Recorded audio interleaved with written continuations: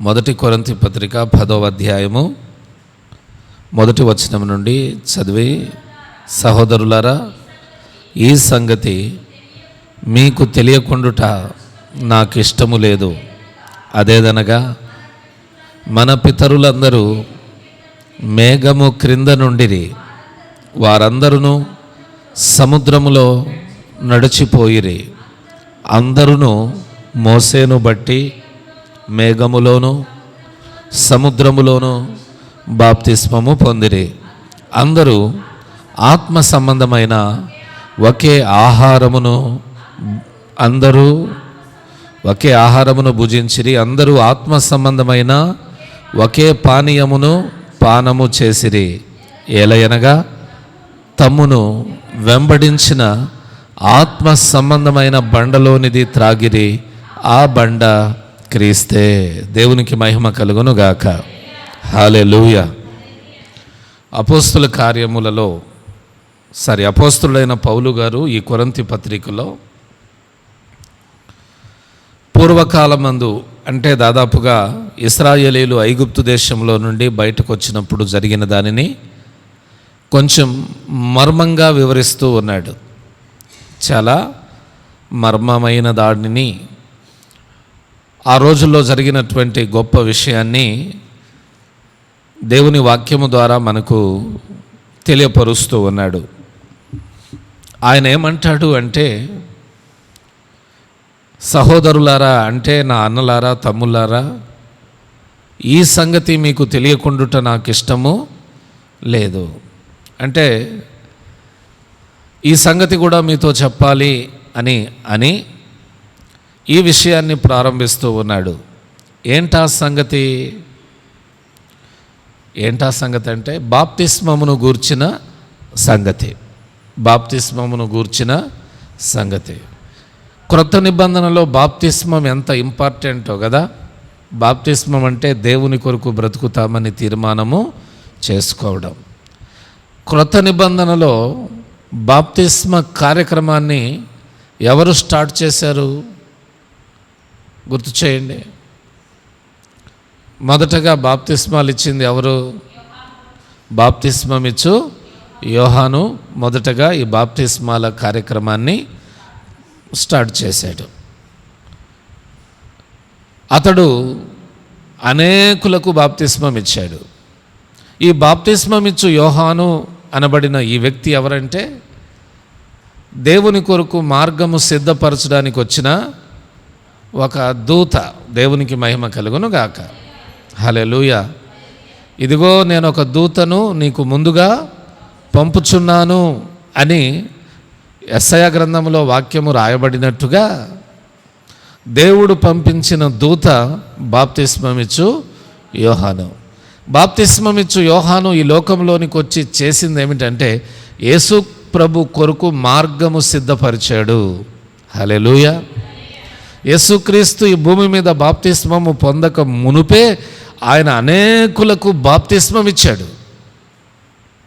నిజమే కదండి, ఆయన అనేకులకు బాప్తిస్మం ఇచ్చాడు. ఈ మాటలన్నీ ఎక్కడ ఉంటాయంటే మత్తయి సువార్త 3వ అధ్యాయంలో ఉంటాయి.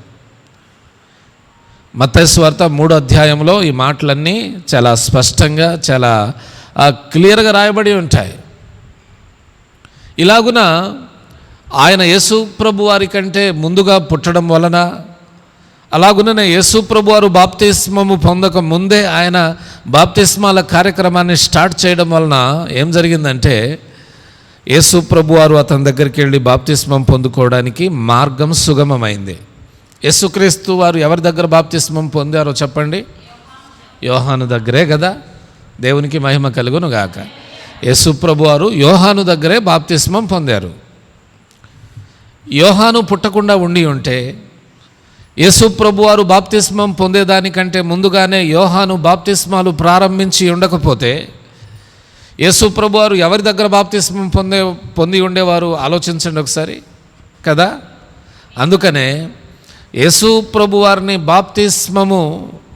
వారికి బాప్తిస్మం ఇవ్వడానికి, అలాగుననే ఈ రక్షణ అనేది బాప్తిస్మం ద్వారా కలుగుతుందనే విషయాన్ని ప్రకటించడానికి, ఆ రక్షణ యేసుక్రీస్తు ప్రభు ద్వారా కలుగుతుందని ప్రకటించడానికి దేవుడు యేసు ప్రభు వారి కంటే ముందుగా పంపించిన దూత బాప్తిస్మమిచ్చు యోహాను. ఇలాగున యేసుక్రీస్తు ప్రభువారు కూడా తన 31వ ఏట బాప్తిస్మము పొంది పరిచర్యను ప్రారంభించాడు. బాప్తిస్మము పొందిన తర్వాతే పరిచర్యను ప్రారంభించాడు. బాప్తిస్మం పొందడం అంటే ప్రభు కొరకు ప్రత్యేకపరచబడడం. దేవునికి మహిమ కలుగును గాక. ఏదో బరువు మోయడం కాదు, ప్రభు కొరకు ప్రత్యేకపరచబడడం. అందుకనే మనమందరం బాప్తిస్మాలు పొందుకొని ఉన్నాం. యేసు ప్రభు వారు కూడా మార్కు సువార్త 16:16 అనుకుంటా, నమ్మి బాప్తిస్మము పొందినవాడు రక్షింపబడును, నమ్మని వానికి శిక్ష విధింపబడును అని మాట్లాడారు. అర్థమవుతుందా అండి? నమ్మి బాప్తిస్మము పొందినవాడు ఏమవుతాడు? రక్షింపబడతాడు, నమ్మని వానికి శిక్ష విధింపబడుతుంది అన్నట్టుగా మాట్లాడాడు. అంటే ఇక్కడ బాప్తిస్మం ఎంతో ఇంపార్టెంట్ అని యేసు ప్రభు వారు కూడా సర్టిఫికెట్ ఇచ్చినట్టు. హల్లెలూయా. బాప్తిస్మం పొందుకోవాలి, ప్రతి ఒక్కొక్కరు బాప్తిస్మం పొందుకోవాలని యేసు ప్రభు వారు కూడా చెప్పినట్టు. అప్పటి నుండి ఏమైందంటే యేసు ప్రభు వారు కొరకు ఎవరెవరు బ్రతకాలని తీర్మానించుకున్నారో, ఈ లోకం నుండి ఎవరెవరైతే ప్రత్యేకింపబడ్డారో, అలా ప్రత్యేకింపబడిన వారందరూ యేసుక్రీస్తును రక్షకునిగా అంగీకరించిన వారందరూ తండ్రి యొక్కయు కుమారుని యొక్కయు పరిశుద్ధాత్మ దేవుని నామంలో బాప్తిస్మాలు పొందుకుంటూ ఆయన బిడ్డలుగా కొనసాగుతూ ఉన్నారు. అంతేకాకుండా బాప్తిస్మము అనేది పునర్జన్మ సంబంధమైన స్థానము అని బైబిల్ చెప్తుంది. బాప్తిస్మానికి మరొక పేరేమిటి? పునర్జన్మ సంబంధమైన స్థానము. మీరు గమనించండి, తీతు పత్రిక 3వ అధ్యాయంలో 5వ వాక్యాన్ని చదవండి. తీతు పత్రిక 3వ అధ్యాయము 5వ వాక్యాన్ని మనం చదివితే, మనము నీతిని అనుసరించి చేసిన క్రియల మూలముగా కాక తన కనికరము చొప్పుననే పునర్జన్మ సంబంధమైన స్థానము ద్వారాను పరిశుద్ధాత్మ మనకు నూతన స్వభావము కలుగ చేయుట ద్వారాను మనలను రక్షించెను. అసలు మనకు రక్షణ ఎలా కలిగిందో తెలియచేసే మాటలు ఇవి. వినండి అందరూ. ఈ రక్షణ మనకు కలగడానికి మనం చేసిన ధర్మ కార్యాలు కారణము కాదు, మనము చేసిన నీతి కార్యాలు కారణము కాదు, మనం చేసిన పుణ్యకార్యాలు కారణము కాదు. ఈ రక్షణ మన దాకా రావడానికి దేవుని యొక్క కృప కారణం, దేవుని యొక్క కనికరమే కారణం, దేవుని యొక్క వాత్సల్యమే కారణం, దేవుని యొక్క ప్రేమయే కారణం. దేవుని ప్రేమ వలననే, కృప వలననే, ఆదరణ వలననే, వాత్సల్యం వలననే, దయ వలననే ఈ రక్షణ భాగ్యం మనకు కలిగింది. అయితే దేవుడు అనుగ్రహించిన ఈ రక్షణలో ఒక స్టెప్ ఏంటంటే, మొదటగా మారు మనస్సు పొందడం, రెండవది బాప్తిస్మం పొందడం. మారు మనస్సు అనేది దేవుని కృప వలన మనకు కలుగుతుంది. దేవుడు వచ్చి మనలను దర్శించినప్పుడు, వాక్యము మన హృదయాలను తాకినప్పుడు మనలో మార్పు కలిగి, ఈ రోజు నుండి నేను ఈ మార్గంలో, పాపపు మార్గంలో, పాత మార్గంలో నడవకుండా క్రొత్త మార్గంలో నడుచుకుంటాను అని తీర్మానం చేసుకోవడం మారు మనస్సు పొందడం. రెండవది, మారు మనస్సు పొందిన వ్యక్తి బాప్తిస్మం పొందడం ముఖ్యం. ఆ బాప్తిస్మాన్ని ఇక్కడ పౌలు గారు ఏమంటారంటే పునర్జన్మ సంబంధమైన స్థానము. కింద దానికి మరొక అర్థం రాయబడి ఉన్నది చూడండి, పునఃస్థితి స్థాపన సంబంధమైన.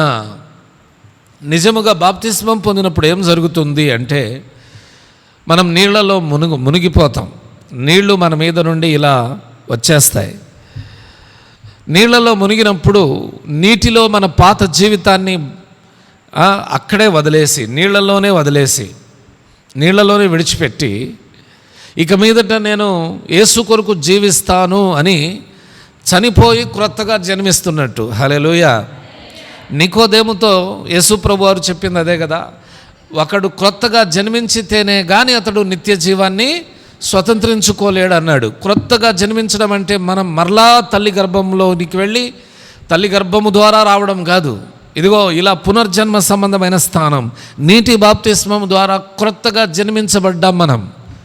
నీటి బాప్తిస్మం పొందేటప్పుడు మన పాత రోత పూర్వపు ఈ లోక సంబంధమైన జీవితం మొత్తాన్ని భూమిలోనే ఆ నీటిలోనే నీటి స్థాపన చేసేసి క్రొత్తదైన జీవితంతో మరలా మనం లేపబడ్డాం.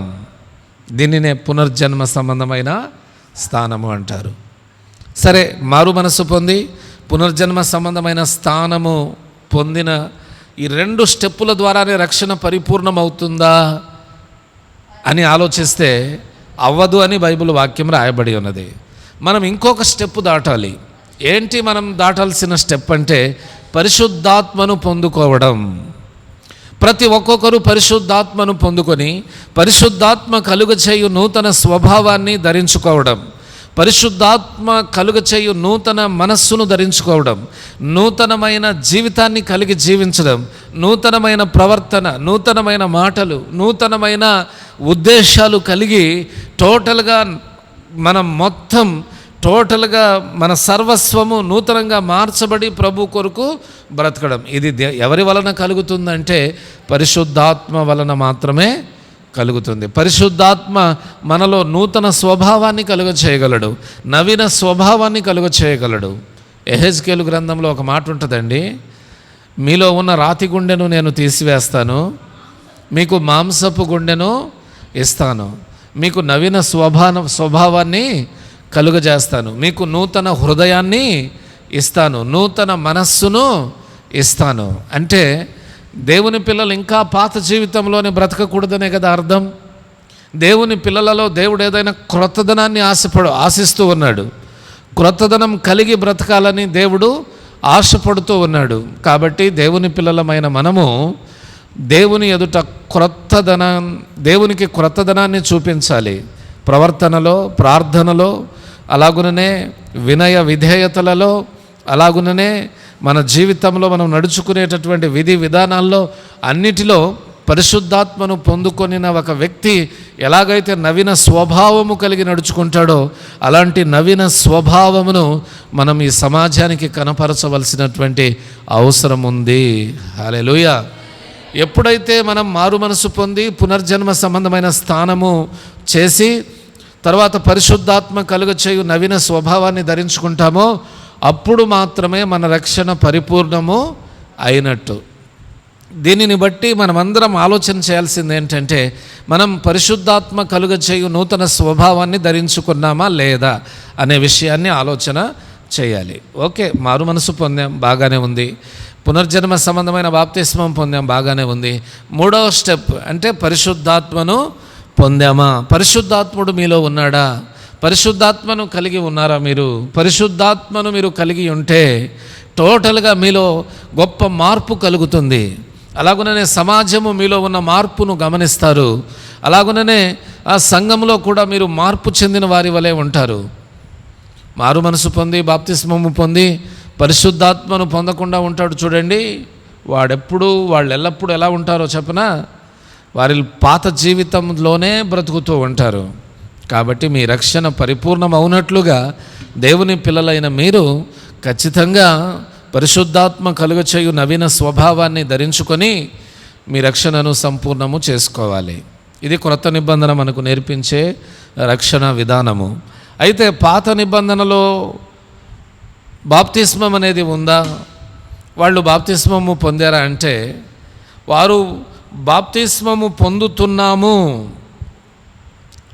అని ప్రకటింపబడి బాప్తిస్మము పొందలేదులే కానీ వారు బాప్తిస్మము పొందారట. ఎలా పొందారో అపోస్తుడైన పౌలు గారు వివరిస్తారు.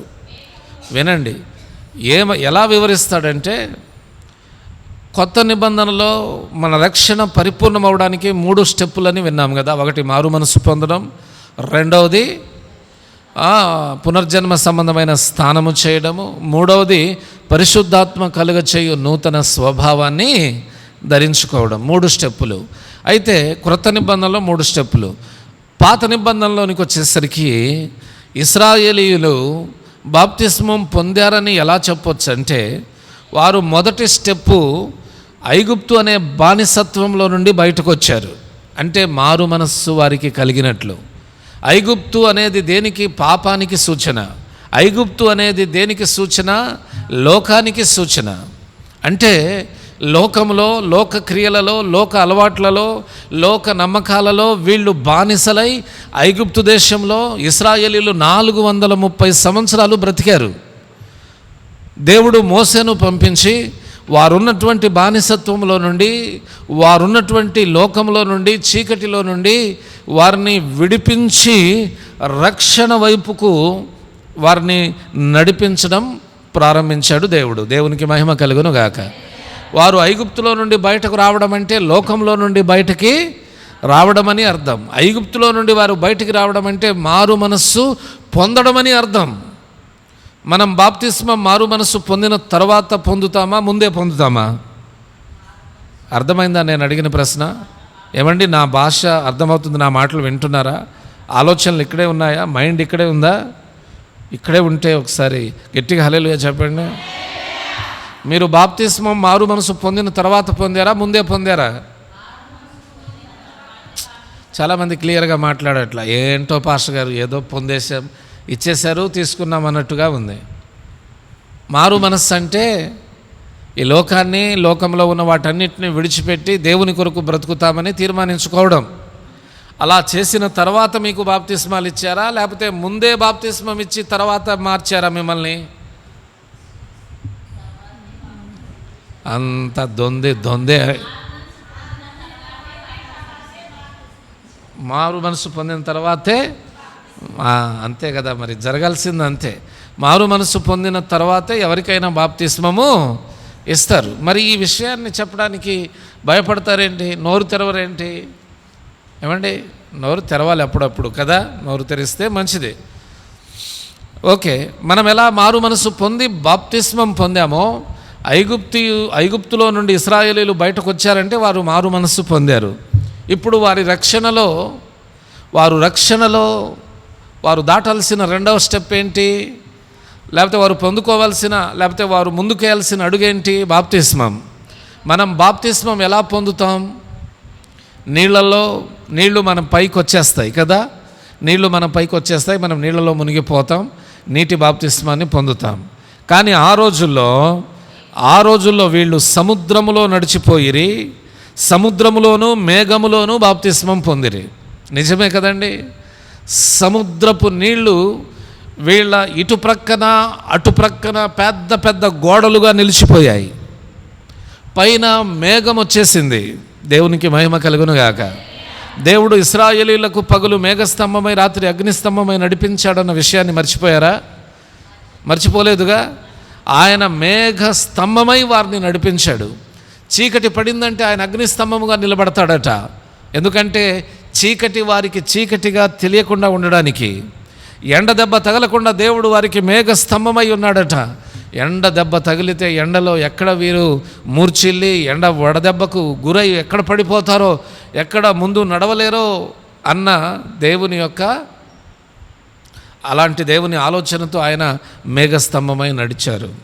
అందుకనే దేవుని మేఘస్తంభం పైన వారి పైన నడిచినందువలన వారు సముద్రములో గుండా దాటి వారు పాలు తేనెలు ప్రవహించు దేశానికి వెళ్ళే క్రమంలో ముందుకు సాగినందున పౌలు గారు ఏమంటారంటే, వాళ్లకు తెలియకుండానే మేఘములోను సముద్రములోను వారు బాప్తిస్మము పొందారు అని చెప్తాడు. దేవునికి మహిమ కలుగును గాక. హల్లెలూయా, హల్లెలూయా. అంటే అప్పుడు కూడా వాళ్ళు బాప్తిస్మము పొందారు. అంటే మనలాగే మనం మారు మనసు పొంది బాప్తిస్మం ఎలా పొందామో, ఆనాడు ఇశ్రాయేలీయులు కూడా ఐగుప్తులో నుండి బయటకు రావడం వలన మారు మనసు పొంది సముద్రములోను మేఘములోను వారు బాప్తిస్మం పొందారు. సముద్రము దాటడం వలన, మేఘంలో నడవడం వలన వారు బాప్తిస్మమును పొందడము జరిగింది. అయితే ఇశ్రాయేలీయులు దాదాపు 20 నుండి 30 లక్షల మంది ఐగుప్తు దేశంలో నుండి బయటకు వచ్చారు కదా. వీరిలో చాలామంది పరిశుద్ధాత్మ కలుగచేయు నూతన స్వభావాన్ని ధరించుకోకుండా ఇంకా పాత జీవితాన్నే, పాత స్వభావాన్నే కలిగి ఇంకా పాత ఐగుప్తునే జ్ఞాపకము చేసుకుంటూ అరణ్యంలోనే రాలిపోయారు. పాలు తేనెలు ప్రవహించే దేశానికి వెళ్ళలేదు. ఎలాగో చెప్తాను వినండి. వీరిలో సరైన మారు మనస్సు రాలేదు అని చెప్పొచ్చు. ఇశ్రాయేలీయులలో ఎలాగో వివరించడానికి నేను వివరిస్తాను, దయచేసి వినండి. ఎర్ర సముద్రాన్ని దాటిన తర్వాత వీళ్లకు మారా నీళ్లు ఎదురయ్యాయి. మారా అంటే చేదు అని అర్థం. చేదు నీళ్లు ఎదురయ్యాయి. చేదు నీళ్లు ఎదురైనప్పుడు ఏం జరిగింది? అక్కడ కూడా సనగడం ప్రారంభించారు. త్రాగడానికి నీళ్ళు లేవు, ఈ నీళ్ళేమో చేదుగా ఉన్నాయి. ఐగుప్తులో ఇక్కడ చూడండి, వాళ్ళు పాత ఐగుప్తును జ్ఞాపకం చేసుకుంటున్నారు. ఐగుప్తులో నుండి మమ్మల్ని విడిపించమని ప్రార్థన చేసింది వీళ్ళే. దేవుడు ఐగుప్తులో నుండి బయటకు నడిపించి తీసుకొచ్చిన తర్వాత మరలా ఐగుప్తును జ్ఞాపకం చేసుకుంటుంది కూడా వీళ్ళే. అంత మంచోళ్ళు వీళ్ళు. హల్లెలూయా! ఎంత మంచోళ్ళో చూడండి. మోసే, ఐగుప్తులో సమాధులు లేవని మమ్మల్ని ఇక్కడికి తీసుకొచ్చావా? ఐగుప్తులో హాయిగా నీళ్లు త్రాగి బ్రతికేవాళ్ళం మేము. ఇక్కడ నీళ్లు లేని పరిస్థితి. వారి దగ్గర ఉన్న ఆహారం అయిపోయినప్పుడు అంతే, తర్వాత నీళ్ళు అయిపోయినప్పుడు అంతే. ఏ చిన్న సమస్య వచ్చినా మోసే మీద సనగడం, తర్వాత ఆ పాత ఐగుప్తును జ్ఞాపకం చేసుకోవడం. ఒకసారి వారికి మాంసం గుర్తుకొచ్చింది, మాంసం తినాలనిపించింది. సాధారణంగా లేకపోతే మామూలుగా ప్రేమగా, అయ్యగారు, మోసే అయ్యగారు, మాకు మాంసం తినాలనిపిస్తుందండి, కొంచెం మాంసం పెట్టండి అని అడగొచ్చుగా. ఏమండి, అడిగితే ఏం పోయింది? దానికి కూడా వీళ్ళు మోసే దగ్గరికి వచ్చి మాట్లాడుతూ ఐగుప్తును జ్ఞాపకం చేసుకుంటారు. మేము ఐగుప్తులో ఏం చేసేవాళ్ళమో తెలుసా? కిలోలు కిలోలు మాంసాన్ని తెచ్చుకొని కుండలలో పెట్టి వండుతూ, అది ఉడుకుతూ ఉండగానే దానిలో నుండి, ఆ కుండలో నుండి మాంసాన్ని తీసుకొని తింటూ మా కడుపులను నింపుకునే వాళ్ళం. ఏమండి, మనం మారు మనసు పొంది బాప్తిస్మం పొందింది మరలా పాత జీవితాన్ని జ్ఞాపకం చేసుకోవడానికా? అంతేనా? మరలా మనం వెనక్కి తిరిగి చూడకూడదు, ముందుకే సాగిపోవాలి. మనం వెనక్కి తిరిగి చూస్తే ప్రమాదం. లోతు భార్యను, లోతు కుమార్తెలను దేవుని దూతలు వచ్చి సొదొమ గొమొరాలో నుండి తప్పించి వారిని బయటకు రప్పించి, ఇదిగో ఎదుట ఉన్న గ్రామానికి వెళ్ళండి, అక్కడికి వెళ్ళే వరకు నేను ఈ పట్టణాలకు ఏమీ చేయను, అయితే మీరు వెళుతూ మాత్రం వెనక్కి తిరిగి చూడొద్దని చెప్పి పంపిస్తే లోతు భార్య ఏం చేసిందండి? కొంచెం ముందుకు వెళ్ళి వెనక్కి తిరిగి చూసి అక్కడే ఉప్పు స్తంభం అయిపోయింది. అంటే ఈ సందర్భం మనకేమి నేర్పిస్తుంది? దేవుని చేత విడిపించబడిన, ఈ లోకము నుండి విడుదల పొందిన, దేవుని చేత తప్పించబడిన, చీకటిలో నుండి, చీకటి క్రియల్లో నుండి, శాపంలో నుండి విడిపింపబడి రక్షణ కొరకై ముందుకు సాగుచున్న మనం వెనక్కి తిరిగి చూడకూడదనే కదా ఈ సందర్భం నేర్పిస్తుంది. వెనక విడిచివచ్చిన జీవితాన్ని, విడిచొచ్చిన వాటిని అన్నింటినీ జ్ఞాపకం చేసుకుంటూ అప్పుడే బాగుంది, అప్పుడే భలేగుంది అని చెప్పుకుంటూ తిరగడానికి నువ్వు మారు మనసు పొందింది. ఈ ఐగుప్తులు చేస్తున్న తప్పు కూడా అదే. ఇప్పుడు వీళ్ళ ముందు ఉన్నదేంటి? అరణ్యాన్ని దాటి పాలు తేనెలు ప్రవహించే దేశంలోనికి వెళ్ళడం. యాక్చువల్లీ వీరు మారు మనస్సు అనే స్టెప్ దాటారు, బాప్తిస్మం అనే స్టెప్ దాటారు. ఇప్పుడు పరిశుద్ధాత్మ పొందుకొని, పరిశుద్ధాత్మ కలిగిన వారై, నవీన స్వభావము కలిగిన వారై, నూతన జీవితం, నూతన మనస్సు, నూతన బుద్ధి, నూతన స్వభావము ఇవన్నీ కలిగి బ్రతకాల్సిన వీరు మరలా పాత బుద్ధిలోనికి వెళుతున్నారు, పాత స్వభావంలోనికి వెళుతున్నారు, పాత వాటిని జ్ఞాపకం చేసుకుంటున్నారండి. పాత వాటిని. దేవునికి కోపం రాదా? దేవుడు ఆలోచించడా? దేవుడు పరిశీలన చేయడా? మీరు కూడా అంతే. మారు మనసు పొంది ప్రభు దగ్గరికి వచ్చి ఆయనకు సాక్షులుగా జీవించడం ప్రారంభించిన తర్వాత వెనుకున్న వాటిని తవ్వుతూ, వెనుకున్న వాటిని తీస్తూ దేవుని కోపాగ్నికి గురి కావద్దని హెచ్చరిస్తూ ఉన్నాను. నేను మారు మనసు పొందకముందు చాలా చక్కటి బట్టలు కట్టుకునేదాన్ని, ఇప్పుడేమో అందం మోసకరం సౌందర్యం వ్యర్థమని బైబిల్ చెప్తుంది. కట్టుకునేదానికి లేదు. మారు మనసు పొందకముందు నేను బాగా రెడీ అయిపోయేదాన్ని, ఇప్పుడు లేదు. మారు మనసు పొందకముందు రకరకాలమైన వాటిని తినేదాన్ని, ఇప్పుడేమో అవకాశాలు లేవు. మారు మనసు పొందకముందు రకరకాలుగా నెలకొకసారి సినిమా హాల్కి వెళ్ళి సినిమా చూసి ఎంజాయ్ చేసేదాన్ని, ఇప్పుడేమో సినిమా హాల్కు వెళ్ళేది లేదు, షికార్లకు వెళ్ళేది లేదు. అది లోక సంబంధమైన పాత జీవితం. ఎలాగో దాటి వచ్చేసావుగా, మరలా ఎందుకు వాటిని జ్ఞాపకం చేసుకుంటున్నావు?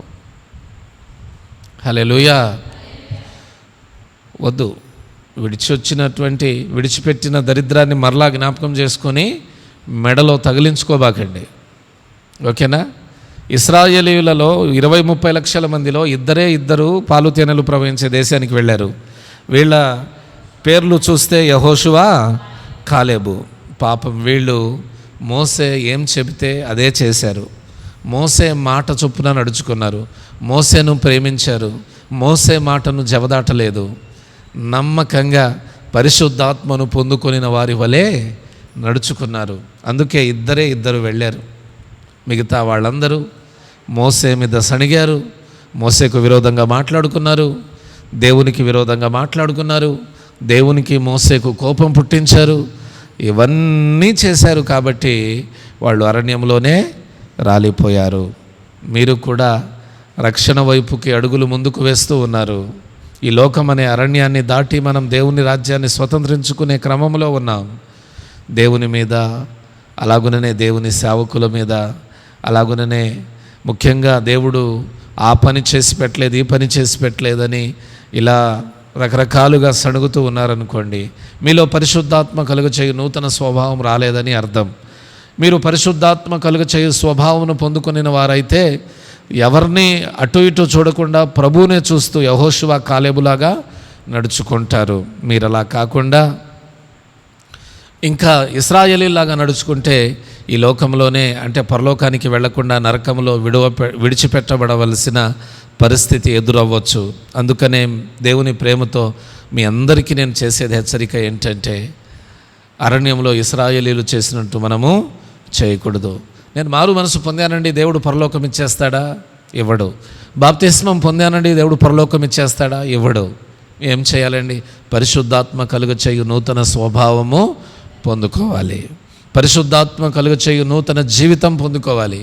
ఇశ్రాయేలీలందరూ మారు మనసు పొంది బాప్తిస్మం వరకు ఓకేలే, కానీ ఇక్కడ మిస్ అయ్యారు. ఎక్కడ?